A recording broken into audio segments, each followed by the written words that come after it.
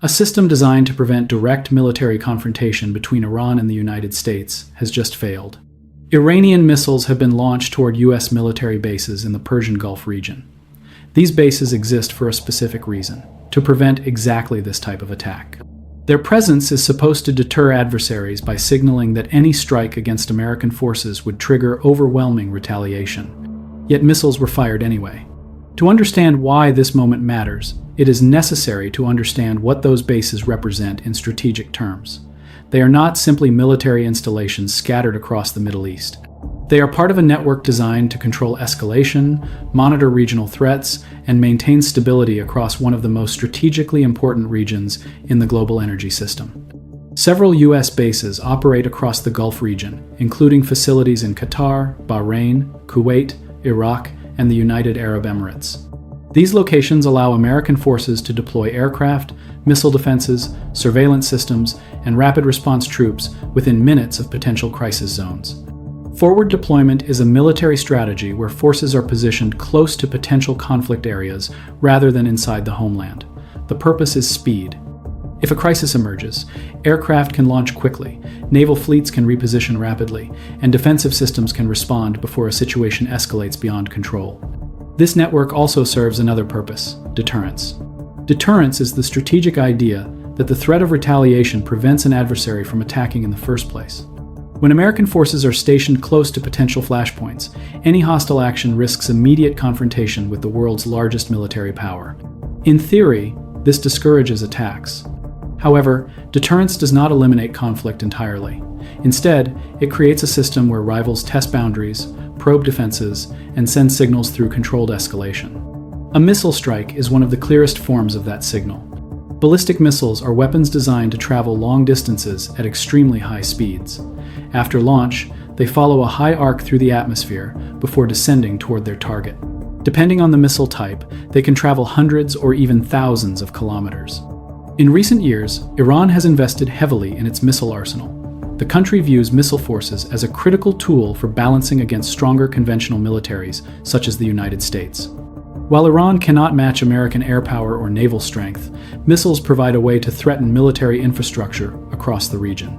This creates a strategic tension. The United States maintains bases across the Gulf to deter Iranian aggression and protect key trade routes. Iran develops missiles capable of reaching those bases to ensure it cannot be easily contained. Both sides understand the risks. The Persian Gulf sits near one of the most important maritime routes in the global economy, the Strait of Hormuz. This narrow waterway connects the Gulf to the open ocean, and a large portion of the world's oil exports passes through it every day. Any military confrontation in this region immediately carries global economic consequences. That is why missile launches in the Gulf rarely exist in isolation. They are signals embedded inside a larger strategic system involving deterrence, energy security, and regional power competition. The missiles launched toward U.S. bases are not just weapons. They are messages. But to understand why those messages are sent at all, it is necessary to examine why American forces are positioned across the Gulf in the first place. The American military presence across the Persian Gulf did not appear suddenly. It developed gradually, over decades, as the strategic importance of the region became clear to global powers. At the center of that importance is energy. A large share of the world's oil exports moves through the Persian Gulf every day. Countries such as Saudi Arabia, Iraq, Kuwait, Qatar, and the United Arab Emirates produce enormous volumes of energy that power industrial economies across Asia, Europe, and North America. Much of this oil travels by tanker through a narrow maritime corridor known as the Strait of Hormuz. A maritime choke point is a narrow passage where large amounts of global trade must pass through a small geographic space. Because traffic cannot easily reroute around these passages, they become extremely sensitive points in the global economic system. The Strait of Hormuz is one of the most important choke points on the planet. At its narrowest point, it is only a few dozen kilometers wide. Yet a significant portion of global oil shipments must pass through this corridor every day. Any disruption there would immediately affect energy markets around the world. For that reason, military planners treat the Persian Gulf not simply as a regional theater, but as a critical component of global economic stability. Maintaining secure navigation through this region has become one of the central missions of American military strategy since the late 20th century. To support that mission, the United States built a network of bases positioned around the Gulf. Each base serves a specific strategic function. In Bahrain, the U.S. Navy operates a major fleet headquarters responsible for overseeing naval operations across the region. Warships stationed there patrol shipping lanes, monitor maritime traffic, and respond quickly to threats against commercial vessels. In Qatar, a large airbase supports long-range aircraft operations. From this location, surveillance planes, refueling aircraft, and strategic bombers can operate across vast areas of the Middle East within hours. In Kuwait and Iraq, American bases support ground forces and logistics infrastructure. These facilities store equipment, maintain supply chains, and allow rapid deployment of troops if regional conflicts expand. In the United Arab Emirates, missile defense systems and aircraft operate alongside Allied forces to monitor airspace and defend against potential missile threats. Taken together, these locations form what military planners call a forward deployment network. Forward deployment means positioning forces close to areas where crises are most likely to occur. The goal is not only to fight wars, but to prevent them. When military assets are already nearby, they can respond quickly to threats, reducing the chance that a local conflict escalates before intervention becomes possible. Speed matters in modern warfare. Missiles can travel hundreds of kilometers in minutes. Naval vessels can move through strategic waterways in hours. Aircraft can cross national borders in seconds. Without nearby bases, responding to these developments from distant continents would take far longer. Forward deployment solves that problem. However, these bases serve another function that is less visible but equally important: deterrence. Deterrence is the idea that an adversary will avoid taking hostile action if the cost of retaliation appears too high.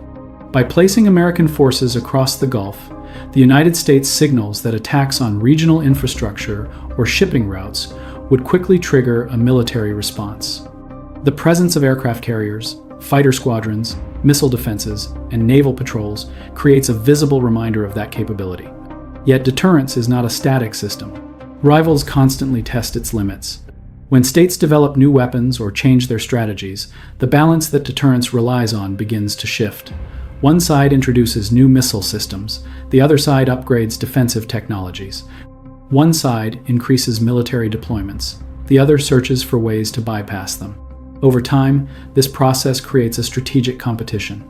Iran has spent years building a missile arsenal designed specifically to threaten regional bases and military infrastructure. These missiles allow Iranian forces to reach targets across the Gulf without deploying large conventional armies or air forces. From Iran's perspective, missiles compensate for weaknesses in other parts of its military. From the perspective of American planners, those missiles represent a direct challenge to the stability that the base network is meant to enforce. This is the environment in which missile strikes toward U.S. bases occur. They are not random events. They take place within a carefully balanced system where both sides attempt to signal strength without triggering a full-scale war. Understanding why Iran might launch missiles requires examining how those signals work in practice. Missile strikes between states are rarely only about destroying a target. They are also forms of communication. When a country launches missiles toward a military base, it sends several messages at the same time. The first message is capability, the ability to reach a specific location with precision and speed. The second message is willingness, the political decision to actually use that capability despite the risk of retaliation. Together, these signals shape how rivals interpret each other's intentions. Iran's missile program plays a central role in this signaling system. Over the past 2 decades, Iranian military planners have focused heavily on developing ballistic missiles and drones. These weapons provide reach across the Middle East without relying on large fleets of modern aircraft or naval vessels. A ballistic missile follows a specific flight path. After launch, it accelerates upward and travels along a high arc before descending toward its target. Because of the speed involved, defending against these weapons requires specialized systems such as radar networks and interceptor missiles. Missile forces allow a country to threaten military infrastructure across long distances while avoiding the risks associated with traditional air combat. For Iran, this capability serves several strategic purposes. First, missiles create deterrence of their own. While Iran cannot match the overall size or technological sophistication of the U.S. military, missile forces allow it to threaten bases, ports, and energy facilities across the Gulf. This creates uncertainty for any adversary considering military action. If a conflict begins, American forces and regional infrastructure could face rapid strikes from dozens or even hundreds of missiles. That possibility forces planners to account for risk. Second, missile strikes can function as calibrated retaliation. Calibrated retaliation is a controlled response designed to signal strength while avoiding uncontrolled escalation. Instead of launching large-scale attacks that would immediately trigger a full war, states sometimes choose limited strikes against military targets to demonstrate capability and resolve. These actions send a message. Retaliation has occurred, but the door to further escalation remains partially closed. This type of signaling appears frequently in the strategic relationship between Iran and the United States. Both sides understand the destructive potential of a direct war. American military forces possess overwhelming conventional power, including aircraft carriers, long-range bombers, and advanced missile defense systems. Iran, on the other hand, has developed strategies that rely on asymmetric capabilities such as missiles, drones, naval mines, and proxy groups across the region. Asymmetric warfare occurs when a weaker military power uses unconventional methods to challenge a stronger opponent. Missile strikes fit into that framework. They allow Iran to impose costs and demonstrate reach without confronting American forces in traditional battles that would likely end in defeat. A third strategic objective involves testing defensive systems. Military planners constantly seek information about how their weapons interact with an opponent's defenses. A missile strike provides valuable data. Radar systems activate, interceptor missiles launch, and command structures coordinate responses. Each of these actions reveals details about detection times, interception capabilities, and defensive coverage. Even if a missile is intercepted, the launch itself still generates intelligence. This type of probing is common in regions where rivals maintain close military proximity. Aircraft approach airspace boundaries. Naval vessels maneuver near each other's patrol routes. Missiles may be launched in limited numbers to observe how defensive systems react. The goal is to learn. The Persian Gulf provides a particularly intense environment for these interactions. Multiple militaries operate within a relatively small geographic area. Warships patrol shipping lanes, aircraft monitor airspace, and missile systems remain on alert across several countries. Within this environment, signaling and testing occur constantly. A missile strike toward U.S. bases therefore carries layered meaning. It can serve as retaliation for previous actions, a demonstration of technological capability, a signal to domestic audiences, and a probe of defensive systems all at the same time. The key strategic question is not simply why the missiles were launched. The deeper question is how such actions interact with the larger system of deterrence operating across the Persian Gulf. Because the Gulf is not just a regional battlefield, it is one of the most tightly packed military environments on Earth, where energy routes, naval patrols, missile systems, and rival powers intersect within a narrow geographic space. That environment creates conditions where even limited actions can produce much larger consequences. To understand why escalation risks remain so high in this region, it is necessary to examine the structural forces that shape the Gulf itself. Missile launches in the Persian Gulf do not occur in a strategic vacuum. They take place inside one of the most densely militarized regions in the world. Several structural forces operate there simultaneously, creating an environment where even limited military actions carry unusually high escalation risks. 4 of these forces shape the region more than any others. The first is geography. The Persian Gulf is relatively small compared to most major maritime theaters. The distance from the Iranian coast to several Gulf states is often only a few hundred kilometers. In some areas, the distance is even shorter. This proximity compresses reaction times. Missiles launched from Iranian territory can reach targets across the Gulf in minutes. Aircraft operating from regional bases can cross large portions of the region within a similar time frame. Naval vessels patrolling the Gulf frequently operate within visual range of each other. When militaries operate this close together, small incidents can escalate quickly because there is very little time to assess intentions before responding. The second force is the presence of the Strait of Hormuz. This narrow waterway connects the Persian Gulf to the open ocean through the Gulf of Oman. A large percentage of the world's oil exports travels through this corridor every day. Tankers carrying crude oil and liquefied natural gas pass through the strait continuously, linking Middle Eastern energy producers to global markets. The width of the shipping lanes in the strait is limited. Large vessels must follow specific routes, and there are few alternative paths available. Because so much energy traffic passes through this single location, it represents a major vulnerability in the global economy. If the Strait were blocked or disrupted, energy prices would react almost immediately. Military planners therefore treat the Strait of Hormuz as a critical strategic choke point. Naval patrols monitor shipping activity, surveillance, aircraft, track vessel movements, and regional states maintain defenses designed to protect maritime traffic. Any confrontation near the Strait immediately raises concerns about energy security. The third structural force is the concentration of military infrastructure. Several countries maintain major military facilities across the Gulf region. American bases operate alongside facilities belonging to Gulf states, while Iranian forces maintain missile sites, naval units, and coastal defense systems along their own shoreline.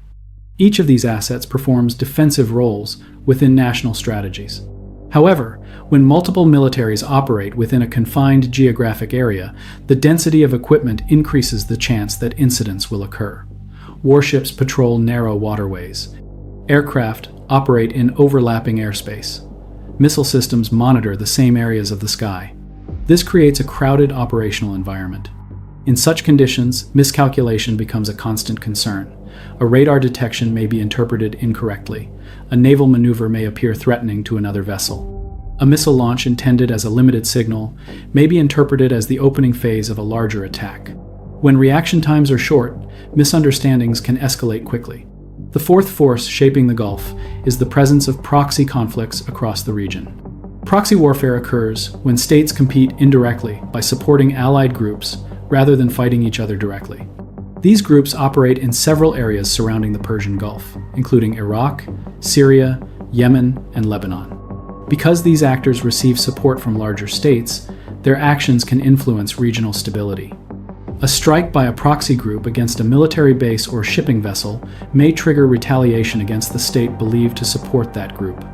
That retaliation can then produce additional responses, gradually expanding the scope of confrontation. Over time, these chains of reaction can create escalation cycles. A cycle begins when one side responds to an attack with limited retaliation. The opposing side answers with its own response. Each step remains below the threshold of full-scale war, but the overall level of tension continues to increase. Missile strikes often appear during these cycles as signals intended to shape the next phase of interaction. Within the Persian Gulf system, geography, energy routes, military density, and proxy networks interact simultaneously. Each factor alone would create strategic pressure. Combined, they produce a region where military signals travel quickly and consequences spread widely. This is why events in the Gulf rarely remain local. A missile strike aimed at a single base can trigger naval alerts across the region. Air defenses activate, warships adjust patrol routes, energy markets begin reacting to potential supply disruptions. What begins as a limited action can ripple outward through multiple systems at once. The question that follows such events is not simply what happened in the moment. The question is how the competing strategies of the actors involved will shape what happens next. When missiles are launched between rival powers, the immediate damage is often less important than the strategic decisions that follow. The period after a strike is when governments assess options, measure risks, and determine how to respond without triggering consequences they cannot control. This is where deterrence either stabilizes the situation or begins to break down. After a missile strike on U.S. bases, several possible paths usually emerge. None of them are predetermined, and the direction taken depends on how leaders interpret the meaning of the attack. One possibility is controlled retaliation. Controlled retaliation means responding to an attack in a way that restores deterrence while avoiding escalation into full-scale war. In practical terms, this could involve limited strikes against military infrastructure, cyber operations targeting military networks, or naval actions designed to reinforce presence in key waterways. The objective is to send a clear signal that attacks carry consequences, while keeping the response proportional enough that the opposing side does not feel forced to escalate further. This type of response has appeared in past confrontations between states operating near the Persian Gulf. Military planners often attempt to calibrate their actions carefully, choosing targets and methods that demonstrate capability without crossing thresholds that would trigger larger military campaigns. Another possibility involves reinforcing defensive systems rather than immediately striking back. If missile launches reveal vulnerabilities in radar coverage or interception capability, the response may focus on strengthening defenses.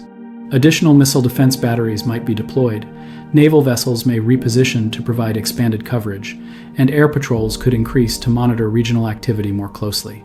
From a strategic perspective, reinforcing defenses serves two purposes.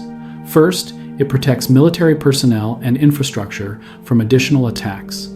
Second, it signals to the opposing side that further strikes will face stronger resistance. This type of response attempts to stabilize deterrence by demonstrating readiness rather than retaliation. A third potential path involves regional escalation through indirect channels. In the Middle East, conflicts rarely remain confined to a single battlefield. Groups operating in Iraq, Syria, Lebanon, and Yemen maintain relationships with larger regional powers. Actions by these groups can quickly become part of broader confrontations between states.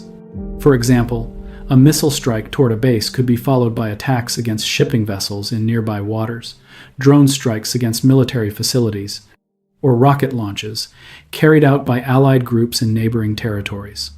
Each of these actions expands the geographic scope of tension. Even when major powers attempt to avoid direct war, the involvement of proxy actors can complicate that effort. Responses intended as limited signals may trigger reactions from groups operating outside the immediate control of national governments. This creates a layered escalation environment. A fourth possibility centers on the maritime domain. Because the Persian Gulf connects directly to the Strait of Hormuz, naval activity plays a major role in regional stability. Warships from several countries operate near commercial shipping routes, monitoring tanker traffic and escorting vessels when tensions rise. If missile strikes increase fears about security in the region, naval forces may intensify patrol operations. Carrier strike groups might reposition to project air power across the Gulf. Surveillance aircraft could expand monitoring of shipping lanes. Allied naval forces may coordinate escort missions for commercial tankers traveling through the Strait. These actions do not necessarily indicate that war is imminent. Instead, they represent precautionary measures designed to ensure that energy shipments continue moving through the region safely. The stability of global energy markets often depends on whether shipping through the Strait of Hormuz remains uninterrupted. Energy traders, shipping companies, and governments around the world monitor the Gulf closely whenever military tensions rise. Even the perception that tanker routes could be threatened can affect oil prices and global supply expectations. For that reason, military activity in the Gulf has consequences far beyond the region itself. Every missile launch, naval maneuver, and defensive deployment interacts with a broader system involving energy markets, shipping routes, and geopolitical competition. This is why events in the Persian Gulf receive such intense international attention. The region sits at the intersection of several strategic systems at once: military deterrence, global energy supply, regional rivalries, and maritime security. When missiles are fired toward U.S. bases in this environment, the event becomes more than a battlefield action. It becomes a signal transmitted through multiple global systems simultaneously. Understanding that system is the key to understanding the crisis. Missile launches, naval patrols, and defensive deployments are not isolated events. They are moves inside a strategic environment where each action influences how rivals calculate risk, capability, and restraint. The Gulf appears explosive because the forces operating there are tightly compressed. Energy flows through narrow waterways. Militaries operate within short distances of one another. Regional rivalries intersect with global power competition.